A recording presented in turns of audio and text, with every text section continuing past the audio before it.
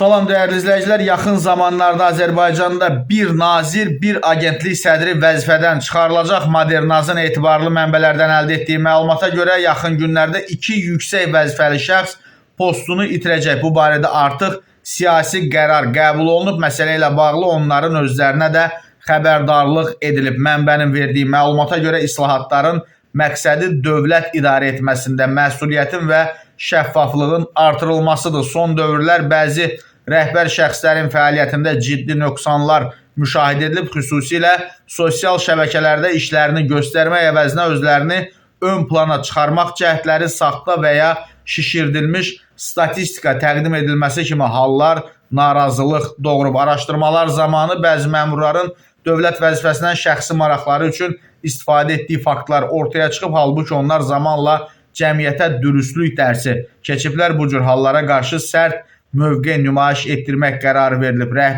Rəhbəri işdən çıxarılacaq 2 qurumdan birinin nazirlik, digərinin isə dövlət agentliyi olduğu bildirilir. Hər iki struktur ölkənin həyatında mühüm rol oynayır.